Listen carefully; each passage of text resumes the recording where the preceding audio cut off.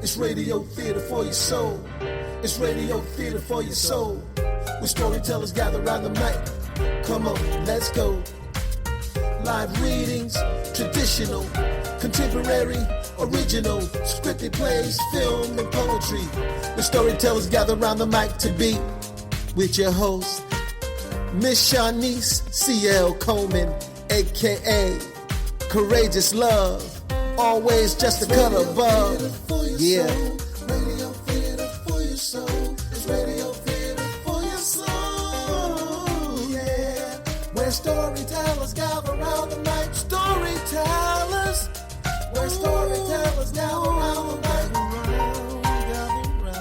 Where storytellers gather around the mic. Tell your stories. Where storytellers gather around the mic.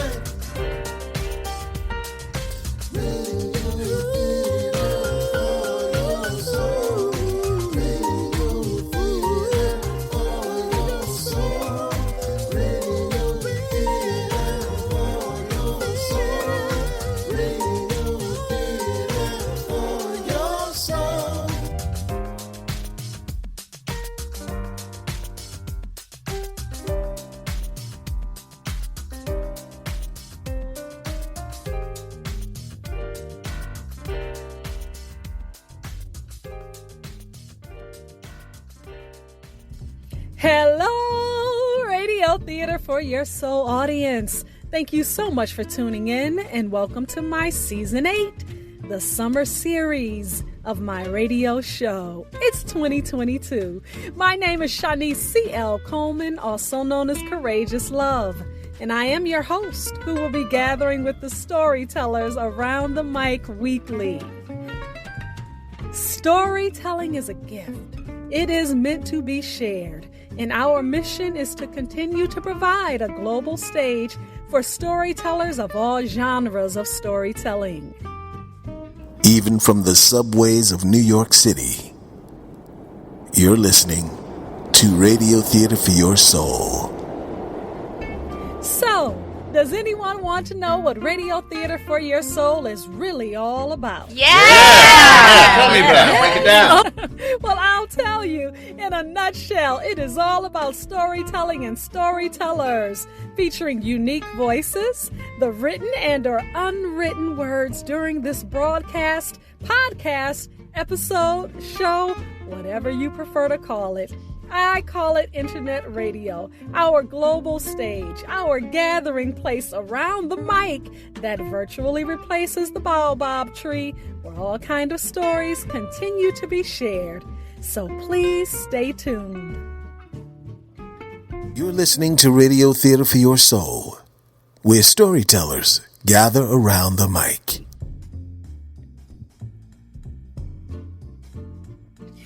Gathering around the mic to share their voice, to share another great story, is our featured storyteller. Enjoy.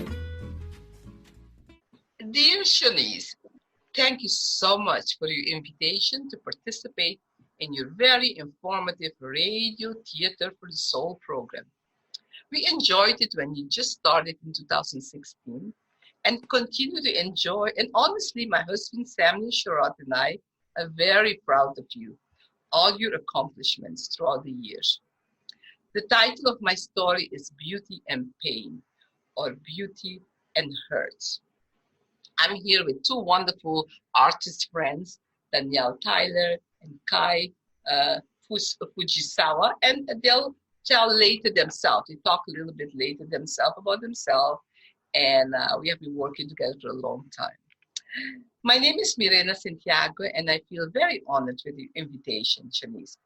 We go back 25 years, and it has always been a pleasure to share space with you on or off stage, hanging out the times you visit New York City, and when our busy schedules permit, and all your New York friends want to be in your wonderful company. As I mentioned, my name is Myrena Sint Jago, and I started out dancing professionally. First, for 7 years in Holland, where I attended a dance academy, Scapino Dance Academy for 4 years. and received a diploma in dance pedagogy. The next 3 years I spent teaching different dance techniques and performing throughout the country, and for Jo van der Enden's theater productions, and also on television in different shows, both dancing and got some acting roles also.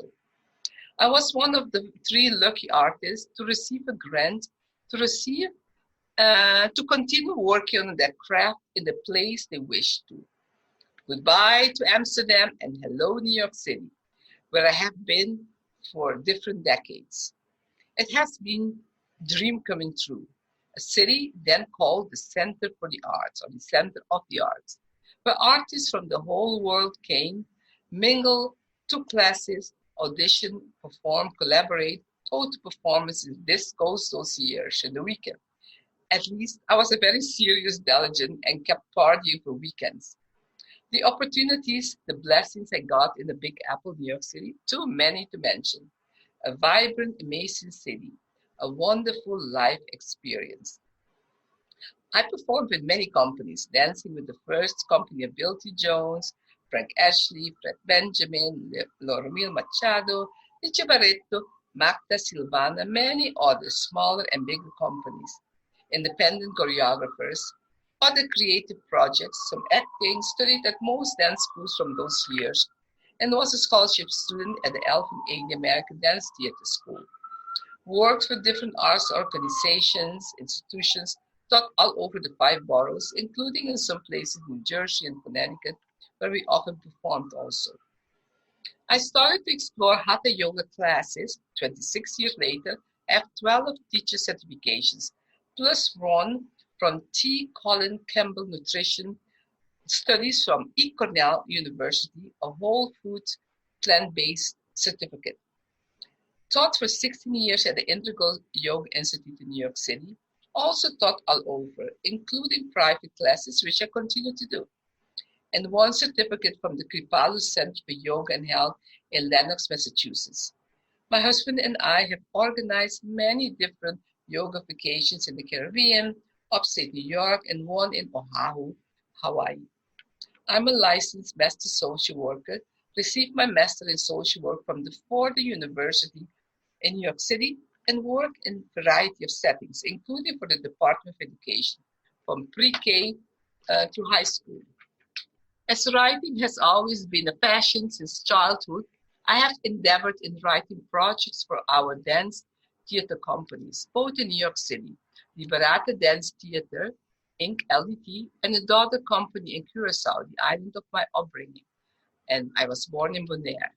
Liberata Dance Theatre, Curacao Connection, LDTCC, and have productions throughout the year in both places. The company is named after my late mother, Julieta Liberata Sint Jago-Hilario, who was born August 17, exactly 200 years after the biggest slave rebellion started in Curacao. She passed away one day before the leaders of the rebellion were forced to the spirit world 200 years later. Liberata stands for freedom, liberation. I believe that name was exactly what I was searching for. The motto of our company is reclaiming history and reinvigorating life. I've been yearning to formalize a forum where the black hole, the void of my colonial upbringing on the island of Curacao, can be satisfied through multidisciplinary productions. This lack or deficiency consisted of historical and cultural vagueness, emptiness, often untruths that resulted in numerous unanswered questions and confusion, for which I have embarked on a continuous search for clarification. We provide dance and theater works, themes mainly from the Caribbean, African and African Americans' rich history through dance, music, song, arts, drama, and poetry. We also do works inspired by different social and global issues affecting everyone, regardless of race and culture. Works that explore the condition of our home, our planet, Mother Earth. Works that promote awareness of cultural, historical, and healing powers of creativity, which is unique to the human experience around the world, hence reinvigorating life. LDT is a multi-generational company with artists living both in the Caribbean and the US. Depending on the project, artists will be professional in their respective fields, and others who might be passionate believers in the work presented. Since COVID-19, we presented until now 9 online productions with national and international performance, including from the Gambia, West Africa, Kenya, Holland, Curacao, Japan, among others in various parts of the US. Throughout the years, on and off, and recently more consistently, I returned to take classes at Herbert Bergdorf, at HB Acting Studio, taking acting classes, taking classes in acting, scene study, playwriting, directing for my own pleasure, helping me in all my creative endeavors and suggestions for performers I work with. Perhaps the introduction of myself is long, but this is who I have become, a big mass of experiences, like definitely many of us. As a friend often teased me with, do you have a 200-year plan? Definitely a life well lived, with zero regrets has been my answer. So the title of my story, as I mentioned before, is Beauty and Pain, or Beauty and Hurt, or does beauty have to hurt that badly? It is a topic that has been broiling in me for the longest, and my plan is to make it into a dance theater project where the performers can share their thoughts, experiences about it in any form they prefer, through song, dance, poetry, talk, collage, or painted pictures. I chose this topic because I'm not an expert on what beauty really is, according to what our media outlets are bombarding us 24/7, wherever we turn. Wow, what a beautiful bouquet of flowers, beautiful sunset, beautiful fish, beautiful trees, babies, puppies, beautiful colors, paintings, designs, clothes, making me feel so good, so peaceful, so serene, happy inside. Beautiful people? You mean their face, their hair? According to who or what? But dear Shanice, I consider you beautiful, natural beauty, radiating from the inside out. Your heart, your smile, genuine, honest, no fake. You did not put it on, just created by nature. Simple as that. Just like my friends Kai and Danielle. I'm not saying that to you, Janice, because you invited me to be on your program. Please know, I doubt that there are people out there who don't agree with me. Why this title, Beauty and Pain, Beauty and Hurt? It sounds contradictory, doesn't it? Why do I connect beauty to pain, to hurt? As a female in the autumn of my life, yes, I love the idea of enhancing what has been given to me by nature, genetics, by the gods and goddesses. Naturally, sometimes we allow ourselves to be dictated to. That's the way it is. Not a huge follower of crimping and pruning, having no patience for that, but still wanting to feel and look good. I do have great respect, and honestly, I have to give credit to my fellow females. One meets early in the morning before 8 a.m. in the subways and buses, and they look perfect, not a hair out of place. What time do they wake up? Or is it the job of their stylist? The nails, the butterfly lashes, eyeshadow, wow, bravissimo for the effort. While many of us barely looking decent and dashing to work or wherever. Wanted to discuss the above the topic of beauty and pain, a hurt, again, does not come from a point of considering myself an expert, dictated by all the chosen or self-proclaimed panels, boards, or experts out there. As a female, I believe it is great fun that I can enhance my natural self when attending a special event and flaunt whatever was bestowed unto me. The topic of beauty as it relates to pain, whatever pain, physical, mental, emotional, financial, perhaps spiritual, has been on my mind because of all what the media is literally plastering on our faces, what so-called beauty is and how we can achieve it and become more successful. Why beauty and pain? Some people might also ask, because it implies some of the things we, especially women, allow ourselves to undergo to achieve the accepted beauty. I am not in any form or shape pointing my fingers at anyone who decides to do whatever they please with her or his body, as we get this body only once, as far as I know. My concern for my fellow females has taken me to research this universal phenomenon. Everywhere there seems to be the so-called beauty experts setting the strict beauty rules of the times. Again, not a prude, no judgment, just observations, sometimes concerns. We live in a free country. We can do what we please mostly. With this instrument, we get only once, right? Thank God for medical technological advancements that helped millions gain the sense of self-worth if needed to, through procedures after horrific accidents with the help of cosmetic surgeries. On a personal level, after my right eyelid has been gradually becoming to droop more and more in my early 30s and causing extreme exhaustion to keep my eye open, the eye surgeon helped relieve my pain. The same with recurring sinus problems I suffered with for years. By having my left nostril bone widened, breathing became easier. Cabello chiquito, short hair. My 2-year-old sister with a few inches longer hair would tease me with. My counter tease, lip dicky, black thick lips. Without really knowing, we were hurting each other's feelings, but just reacting to what was imprinted in our child's psyche, our entire being, from the time we were very young and taught who were considered so-called beautiful and who were not. Beautiful were the ones closer to the European standards of beauty, white, lighter complexion, with long, flowy hair. On my island of upbringing, Curacao, these people were usually of South American origin, paraded with pride on our national television station. Was I told that I was beautiful when growing up? I can't remember. Yes, she has beautiful smile, high cheekbones, smooth skin, photogenic. That is something better than nothing, isn't it? It is a bit funny. When I left my island to study in Holland and being in show business, I was, in quote, bombarded with beauty compliments of being able to wear all colors, how beautiful they looked on me, how I could do anything with my hair.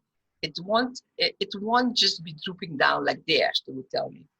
There were the times that I would literally cry when I was told to wear a costume of certain color, like gray, yellow, or red, because there was a no-no on my island. There, one wears a color to open to lighten one's complexion, not the opposite, at least in my time. A different country, people of different races helped me develop my self-confidence, reminded me of my natural beauty. Preto pero fini, black but refined or fine. That's what they still talk sometimes on my island. Somebody is black, but they're fine.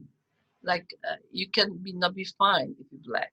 Or un gente de color y cabello, a person of hair and color.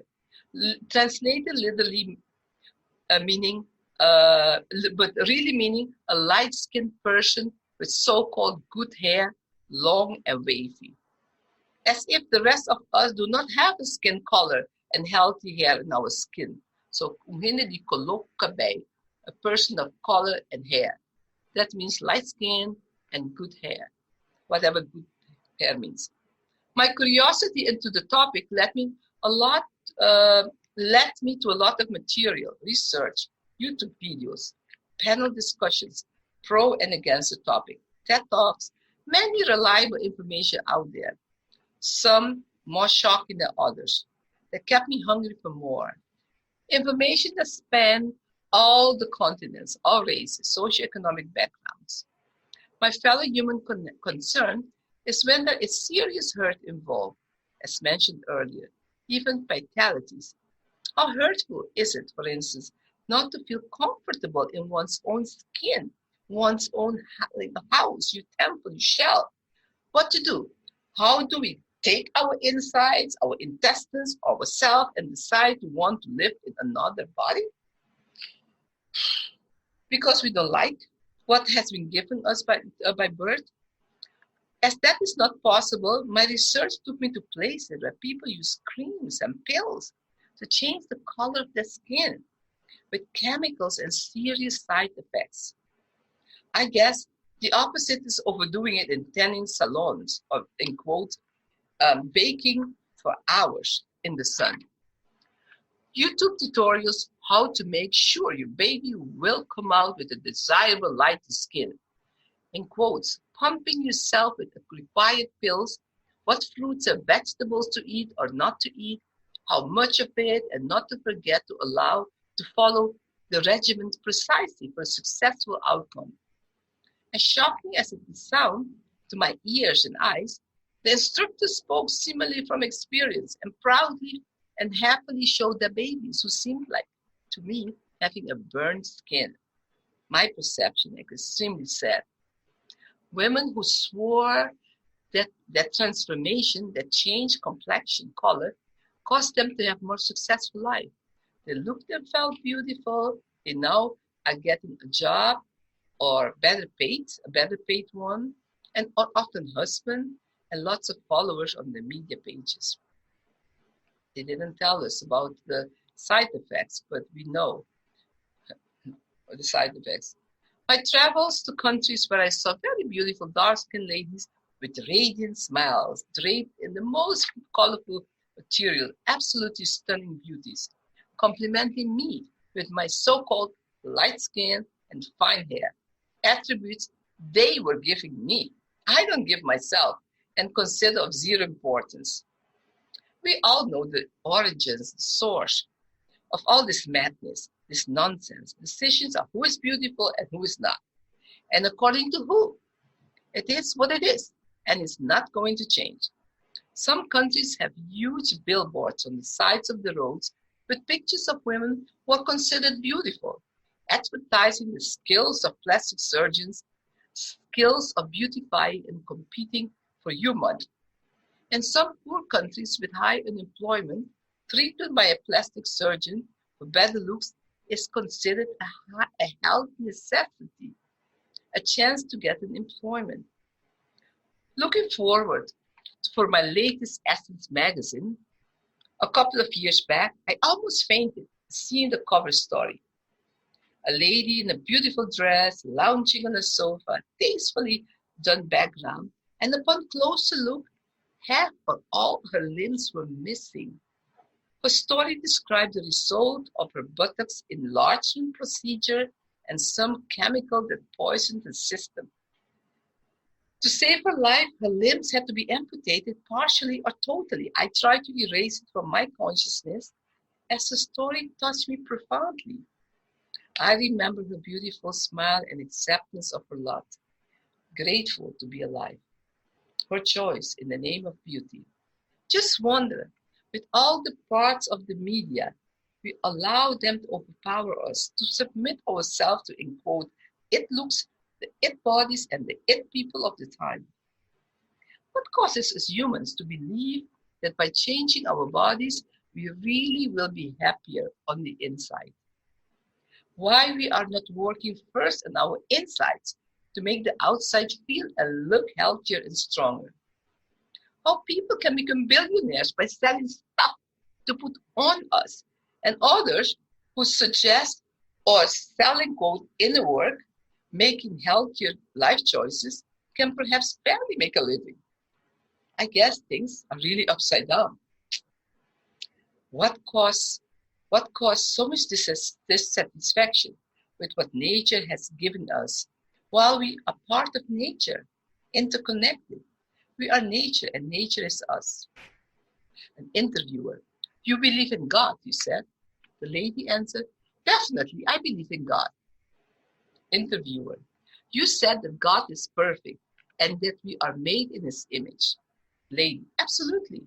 Interviewer: so if you are made in his image and you are perfect, why are you using creams to change your color, knowing of the danger?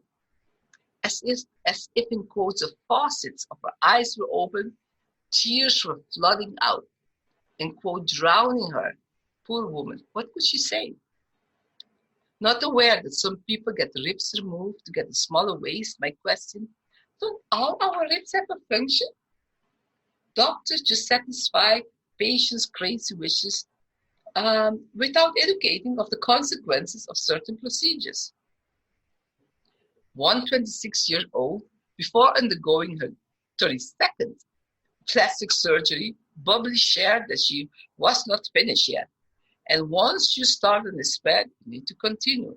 Similarly, sadly to say, she looked horrible. Her enlarged breast looked like a size 46 or 8X. No waist, needed help climbing on the table for yet another surgery. Doctors shared of patients' most bizarre requests, of males also, not just females. One of the saddest YouTube I saw was of young children, in quotes, going under the knife, as it said, because there are parts of themselves that they did not like. How in the world are the adults, the parents, the caretakers allowing this and the doctors performing them? Children who are supposed to be playing and not worrying about their looks. There goes the media again, and what parents allow the children to be exposed to. Or most or almost cannot help it because it's everywhere 24/7. Plastic surgeons stated that they thought that they had to close their clinics because of COVID-19. But similarly, their businesses spiked because of it.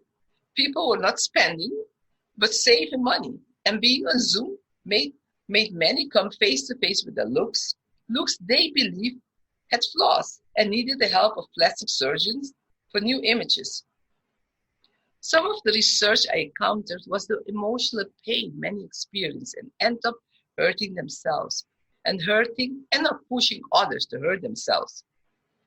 As beautiful as the word sounds, unfortunately, it can have pain and hurt involved. Nobody can tell us about our own self-worth and beauty that radiates from the inside out. And it is up to us to own up to it, period. The media is not our mirror. We all know that through history, many cultures have horrific traditions of so-called beautifying, especially girls' bodies, with horrible results, but similarly as accepted norms, not sure by the sufferers themselves. Living in New York City with, in quotes, street theater 24/7 all around, I often wonder if the women, and now more men, who, in my view, look at times like clowns, from top to toe, stepping out of the Barn and Bailey circus. Or perhaps in another scene, they would rid themselves from all that stuff and let their natural beauty definitely shine, radiate. Just my observation and wondering if. I'm now presenting my two wonderful friends, beautiful artists, who will share their thoughts on the topic. I will start with Danielle Tyler. Tell me a little bit about Danielle. Danielle Nichole Tyler was born and raised and is a still proud resident of the Bronx, New York. She's a cancer center coordinator by day, and by night and all the time, she is a choreographer, dancer, actress, director, producer, and playwright, a wonderful performer. She is the artistic director of Dark Knight Productions, located in the Bronx, New York. Danielle, how did you meet me? Oh, wow. Well, before I even get into that, Myrena, what you said was beautiful, absolutely beautiful, and hit on so many parts that I can relate to. Myrena, I've known you over 15 years, gotta be, through my boyfriend at the time, and he worked with your husband, Sam, and he took me to see Papiamento. Sam told James was his name, and he said, "Oh, you got to come see Myrena's show," and he brought me to the show, and I fell in love, and I loved what you did, and I even was like, "Hey, can I help?" And you let me record the show, and I think our friendship was going to be solidified from that point. And after that, I mean, we lost a little touch, but we did come to try to see shows and everything. But in 2017, we reconnected after a lovely birthday dinner. Thank you again, Myrena. And at Mist that was in Harlem, we started to talk about bringing Liberata back to its full life, and you graciously offered me a spot on the board. And ever since then, for the last 5 years, I've kind of been by your side, and you've allowed me to perform, to choreograph, to bring out something I didn't think I could bring out at an older age and with my own issues. But it's been nothing but joy knowing you, and you are truly an inspiration to me. And I can only hope that I don't even know if I could ever get to where you are, but you inspire me every time. And, the fact that we've been doing Zoom performances and shows during COVID, and it's now become kind of our thing. And you've been, since that first day, I knew that we were going to be tight, and because you're like an auntie to me, and I adore you. Thank you. And you want to tell a bit about what you think about the topic? Well, I think the topic is something that is so important and needs to be addressed to women, to men, young boys and girls. Growing up, I was told by my family that I was beautiful. I mean, every parent usually tells their kids they're beautiful, and families think so. So, you believe it, but then, after you grow up, it's like, oh, they're my family. Of course they have to say this. But the thing that was interesting is our problem with beauty was we were told by the world that we weren't because we were not skinny, slim, thin women. I grew up in a family full of plus-size women. My mother, my grandmother, my aunts, even my sister. We were never stick figures. And if anything, we were actually pretty, in our standards, a lot of people would say, oh, you're so unhealthy and this, that, and the other. But they had beauty. They knew how to dress. They knew their hair was always perfect. Their makeup was always perfect. But I didn't realize that underneath all that perfection, that there was a lot of insecurity. And unfortunately, that was passed to me. I grew up learning how to dance. That was my passion, was to be a dancer from a young age. And I was told, because I wasn't a skinny stick figure woman, and I'm sorry to say stick figure, that's a little offensive, but that's the way it was always put to me. But the fact that I was, I had hips, and when I started to develop, I developed, and people were telling me I would never make it. Even at the age of 9, my dance teacher, the head of the dance school, went to my mother and suggested that she save her money and take me out because I was never going to make it, because I didn't have the proper body type to be a dancer. But I tell you, through God's grace and through my family's support, I did make it. And I went through a lot of battles, a lot of quote unquote interventions about weight and diet. And all I wanted to be was normal. But apparently it wasn't good enough. I was always told you weren't good enough because you don't look like this. And even in my family's compliments, as I got older and I started to develop and grew curves, and it was a little bit of like, yeah, you could lose a few pounds. And it just became an insecurity with me that I'm sad to say I still live with. It's better now, but I still live with it. But I still didn't think that I was beautiful. I mean, I grew up and I had friends who were all very slim and very skinny. And, when you're in your teen years and boys start to become attractive, you want to be attractive to them. But unfortunately, they weren't that attracted to me. I was the funny one. I was talented. I could dance like great, like anything. But I wasn't, my girlfriends were the ones that were getting all the boys because they were all size 4s and 6s. And, I was a size 12 at the time.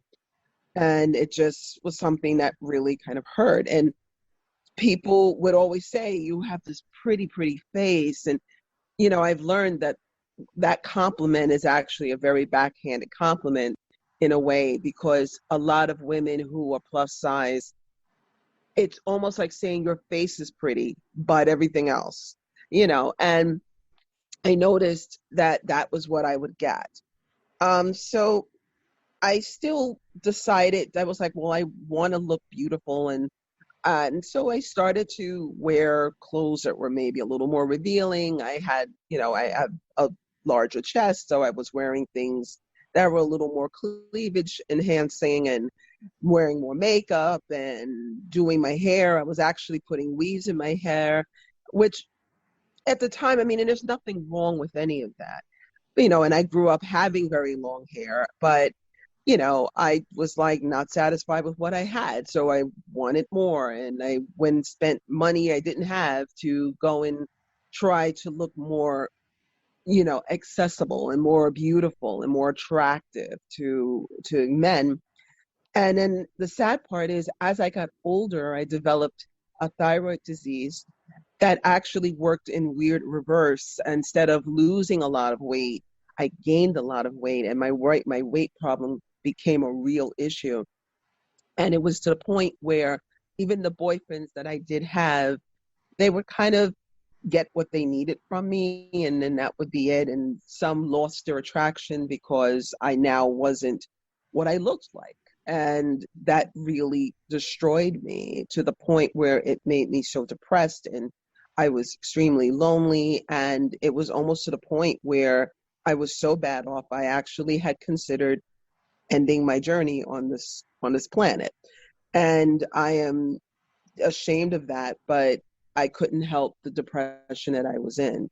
And again, I tried to be more revealing and more, and then it started becoming a little overt, sexually. Things I would say, I would be more suggestive, anything to get attention, anything to get somebody's eye to look at me and say, hey, she's actually pretty desirable, and so I did a lot of things that I look back and say, wow.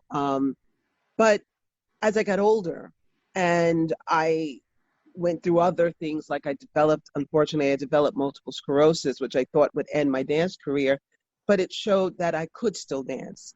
And even with the weight that I had gained, I was actually doing more choreography. I was getting hired to do choreography. I was getting into shows. I found that I was actually making it. And I wasn't even at the thinner part of my life. I was actually at my heaviest point. So I said, there's got to be something more to this than what I'm seeing. And I started to really realize that beauty isn't the outside, that's only a form of it. And that's going to go away at some point. Our bodies are going to, everything stands up wonderfully when we're 20. Now it's like, ooh, let's lift the girls up, or let's do something.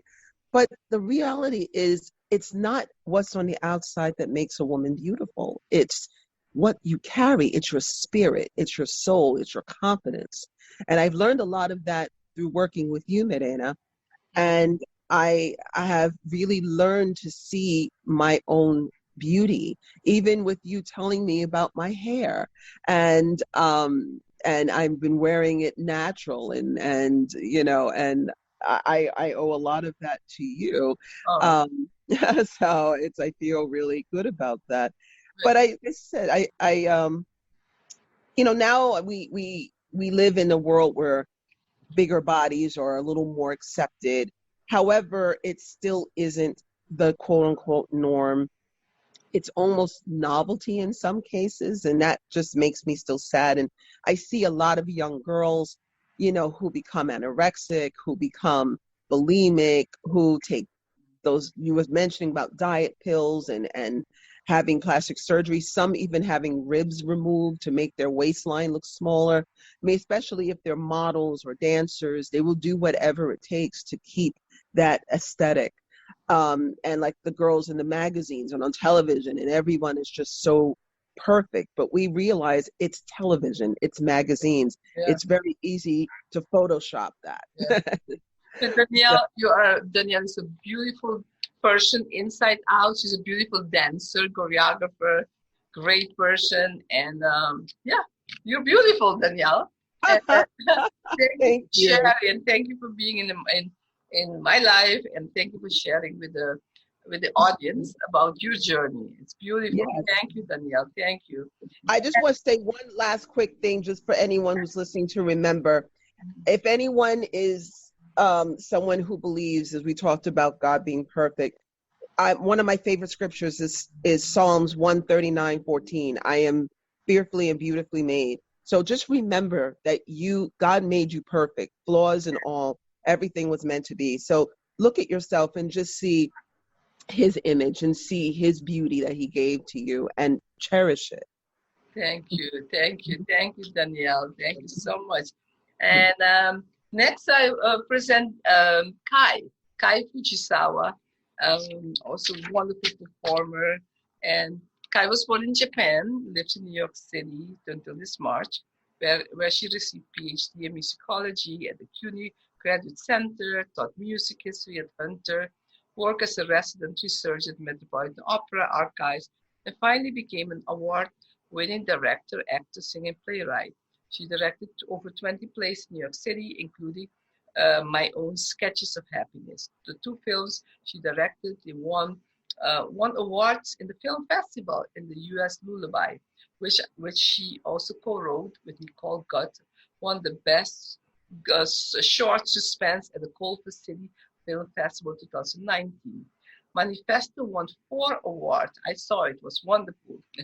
Looking Best Director, Zoom film category at Manhattan Raps Stories Film Festival 2021.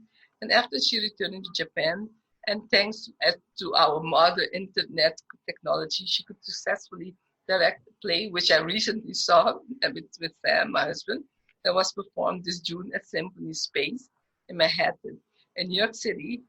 And she keeps directing Zoom plays. As an actress, she most recently appeared as a leading character in the short movie Mid-Autumn, post-production. And as a singer, she appeared in concerts, recitals, cabaret show in Tokyo and New York City. She directed some of my works. And Kai, how did we meet? How did we met? And tell us a bit about your thoughts. Thank you, Myrena, for the introduction. Yes, so I met Myrena in the directing class at HB Studio in Manhattan, New York City. It was 2018. And, we gradually became friendly and then finally became friends. And she kindly invited me to perform in her dance theater show at the end of that year. It was December. And, since then, I have been participating as a director and also performer in the shows that she produces at her company, Liberata Dance Theatre. It's a wonderful, group. Everybody is so kind and warm, and I feel so at home with them. And Myrena herself is such an energetic and creative, fun person with a golden heart. Thank you. Yeah, I truly appreciate being one of her personal and also creative friends, and hope this will continue forever. Yeah. You want to share a little bit what you think about the topic, beauty and pain, beauty and hurt? Yeah, sure. I really appreciate what you said, Myrena, and also, Danielle, she's also my friend through Myrena. Yes, I'm a Japanese woman, and, my skin is not white, but even in Japanese culture, whiter your skin is, you are beautiful, more beautiful. And there is an old saying that, 色の白いは七難隠す. If you have white skin that will hide all the deficits you have. So, so that is, the culture. And everybody is kind of brainwashed with that tradition. So Japanese women try to not actually get sunburn or, suntan even. So we shade ourselves with parasols in the summer, wearing, some women go to wear globes during the summer or such. Anyway, so I felt always, so what? Our skin is given as it is by the nature. It's not pale white, but so what? And, I am tall as a Japanese woman. I'm 5'6", a little bit over that. And I was told, I'm too tall by some Japanese men.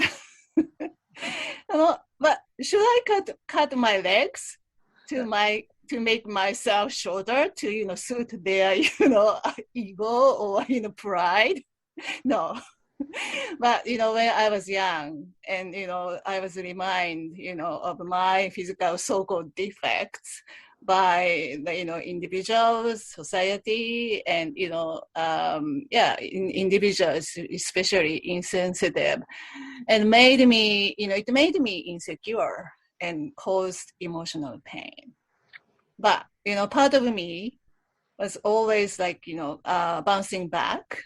Then I said, so what? And I agree to you totally. True beauty stems in a person's soul. It radiates through our skin, no matter what the color is, or, how wrinkled it is, despite the shape of our bodies, our soul radiates. And that's the beauty. And I want to live like flowers that blossom without any agenda or scheme, but simply blossom to rejoice their precious lives that are given by the universe. The only aim is to rejoice and explore their potential and transmit that joy to the next generation. Flower is in any color, shape, size, are beautiful as they are, for their brave energy to blossom despite the dangers from winds, rainstorms, cold, or harsh sunshine. But unfortunately, the market and industry decide the value of each flower and attach the price tag. And also culture and tradition also contribute to this process. Accordingly, we all know roses are the most praised and prized flowers in the world, with their now universal association with love. In contrast, look at dandelions. They have no place in the flower shop. It's only valuable for people who use it as medicine or herbal tea. But dandelions, with their strong vital energy to live up their given life, are undeniably beautiful. They are beautiful as they are. Don't you remember that we made a golden crown with dandelions to adorn your sister's head when you were a little girl? And how beautiful it was? Don't you remember how tender and delicate the dandelion puffball was when we held it against the blue sky before you blew it to send the seeds to fly to find a place to start their own lives? So when we doubt our own beauty, let's stop listening to the voices of merchants or enterprises who brainwash us to sell their products and services, which sometimes highly risky and harmful to our body. Let's stop listening to the words of heartless people who feel better when they make others insecure.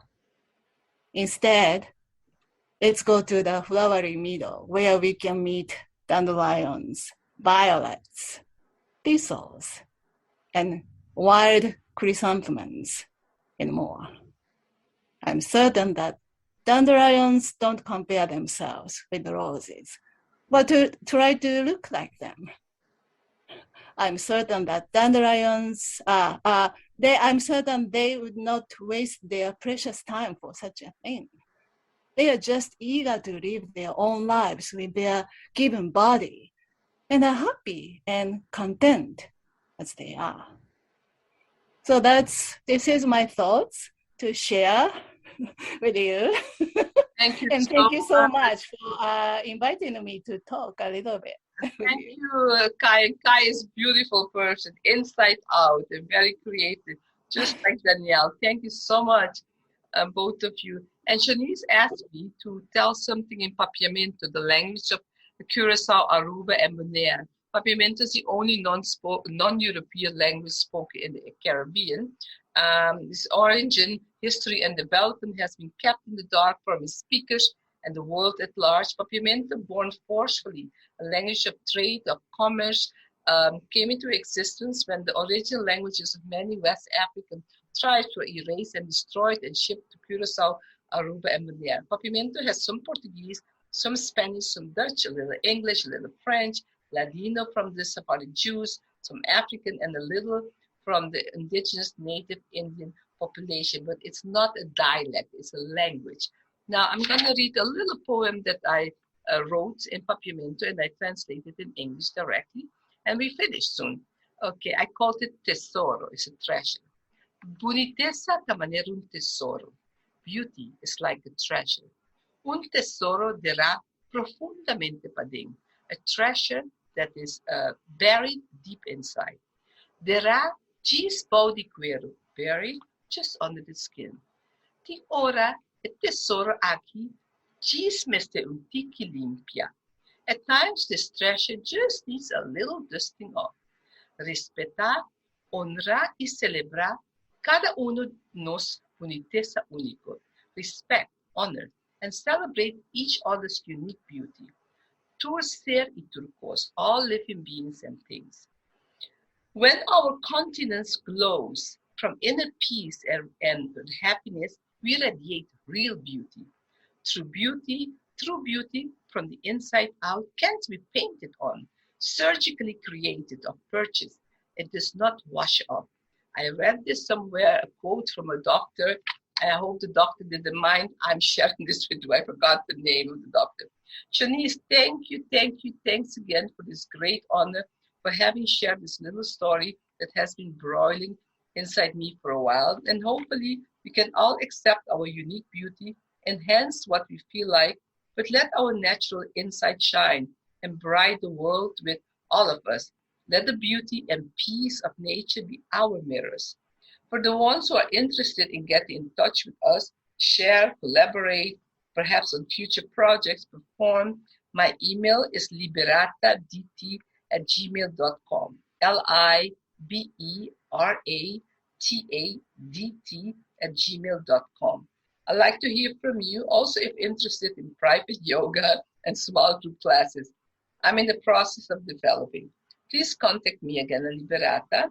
And as I mentioned before, I'm a yoga teacher with 12 different certificates: beginners, intermediate, advanced, meditation, prenatal, postpartum, yoga for teens, a guide in divine sleep yoga, nidra, yoga for arthritis. I also have a certificate in neuroscience and yoga, and workshops that I study yoga for healthy bones training. The last thing I want to share, which I'm proud of, last year my island honored me with a decoration, the Order of Orion Nassau. This order is conferred on people who have made a contribution of outstanding value to the community, humanitarian services, from my decades-long work in the performing arts and teaching with all age groups and healing arts. This decoration consisted of a pinning ceremony by the governor of the island on behalf of the King of Holland. With this order, I'm officially a member of the Order of Orion Nassau, a royal honor. So thank you again, Shanice, for letting us share our thoughts. And thank you to Danielle and Kai for sharing their thoughts on this topic. And hopefully we keep seeing the beauty from each other from the inside out and forget about all this nonsense that the media is putting in our minds. Anyway, good night or good day to everybody that's been listening to us. And we hope to hear from you, maybe perform with us in the future. And so have a good night and thank you, good day, whatever you call it, because I guess in LA it's much much earlier. Thank you, everybody. Bye. Thank you, Danielle and Kai. Thank you, Myrena. Bye. Bye. Everybody. Bye. Bye. Bye. Bye. Bye. Bye.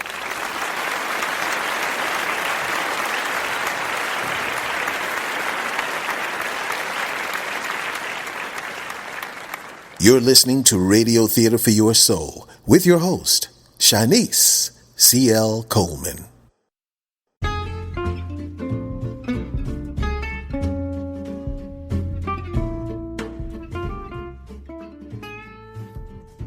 Thank you to featured storyteller, dancer, performing artist, founder of Liberata Dance Theatre, Mrs. Myrena Sint Jago-Sherrod, and support storyteller-artist Danielle, Nichole, Tyler, and Kai Fujisawa, who contributed to the sharing of this story titled Beauty and Pain, Beauty and Hurt.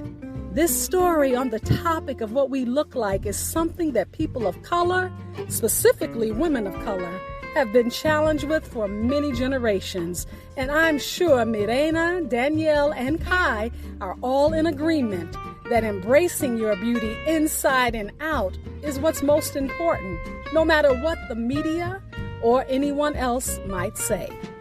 To join this conversation, you can reach featured storyteller Myrena Sint Jago directly via email at liberatadt@gmail.com. And I'll spell it for you. It's LIBERA, T as in Tony, A, D as in David, T @gmail.com. That's liberatadt@gmail.com. Now, if you missed any part of Myrena's story titled Beauty and Pain, Beauty and Hurt, please go back and listen anytime right here on Radio Theater for Your Soul, as often as you like and wherever you listen to podcasts. You can also listen on our website at radiogathering.wixsite.com/radiogathering. Please follow us at Radio Gathering on Facebook, Twitter, and Instagram. And please subscribe to our YouTube channel for selected shows and snippets of all kinds of stories and all kinds of storytelling. Listeners, the summer is blazing hot during this season 8 here on Radio Theater for Your Soul. Be sure to tune in to all of our upcoming new stories and new storytellers released every Saturday at 2 p.m. Pacific Time. If you're new to the podcast, check out our archives. You will find all kinds of stories and indeed all kinds of storytelling that is surely to feed your soul. And finally, I sign off weekly with a poem, or what I call a poetic offering. I will praise thee, for I am fearfully and wonderfully made. Marvelous are thy works, and that my soul knoweth right well. Ooh, that poetic offering is from the Bible, Old Testament, Psalms 139:14. Hello, Summer Series. This is Radio Theater for Your Soul, where storytellers gather around the mic. I am your host, Shanice C.L. Coleman, also known as Courageous Love. Thank you to the Most High God, to my family, to my friends, ancestors, and of course, you. Thank you so much for listening. It's Radio Theater for Your Soul. It's Radio Theater for Your Soul. Where storytellers gather around the mic. Come on, let's go. Live readings, traditional, contemporary, original, scripted plays, film, and poetry. Where storytellers gather around the mic to be with your host, Miss Shanice C.L. Coleman, a.k.a. Courageous Love, always just a cut above. Yeah. Radio theater for your soul. It's radio theater for your soul. Yeah. Where storytellers gather around the night. Storytellers. Where storytellers gather around the night. Where storytellers gather around the night. Tell your stories. Where storytellers